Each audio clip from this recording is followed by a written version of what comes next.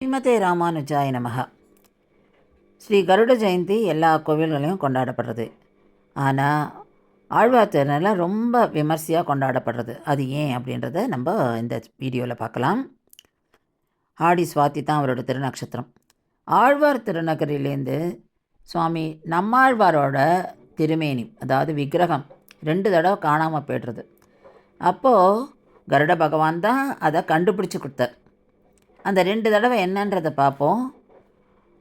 உலுக்கானுடைய படை ஸ்ரீரங்கத்தை நோக்கி வருது.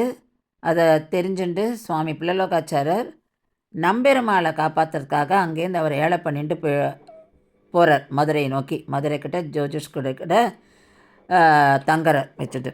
அதே மாதிரி இங்கேயும் அந்த பயம் இருக்கிறதுனால நம்மாழ்வாரை ஏழை பண்ணிட்டு போயிடுறார். போகும்போது ஒரு படகுல போகிறா. அப்போ படகுலேருந்து அவர் கீழே தண்ணியில் நழுவி விழுந்துடுறார்.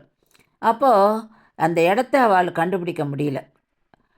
கருடர் பகவான் அந்த ஒரு பர்டிகுலர் இடத்துக்கு மேலே அப்படியே சுற்றிகிட்டே இருந்தாராம். அதை வச்சுட்டு அந்த இடத்துல தேடினா கிடைக்கும்னு சொல்லிட்டு தேடுறா, கிடைச்சிடுறார். ஆனால் திரும்பியும் கொண்டு வர முடியல, ஏன்னா படையெடுப்போட தீவிரம்.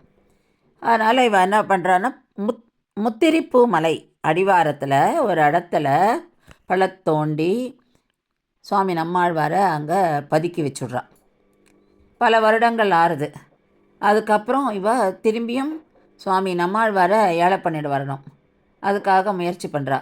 அந்த இடத்துக்கு போகிறா. அங்கே போனால் அது பல வருடங்கள் ஆனதுனால ஒரே காடாக இருக்குது. ஒரே செடியும் புதரும் பெரிய பெரிய மரங்களும் இருக்குது. அதனால் அவளுக்கு எந்த இடம்னு தெரியல. அப்போது கருட பகவான் ஒரு இடத்துல மேலே அப்படி சுற்றிகிட்டே இருந்தாராம். அதை வச்சு அவள் அந்த இடத்த தேடுறா, கிடச்சிடுறது. திருப்பி எடுத்துன்னு பிரதிஷ்டை பண்ணுறா.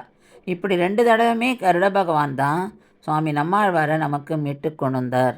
அதனால் இங்கே ரொம்ப விசேஷமாக கருட பகவானுக்கு அவருடைய திருநட்சத்திரம் கொண்டாடுறா. ஸ்ரீமதே ராமானுஜாய நமஹ.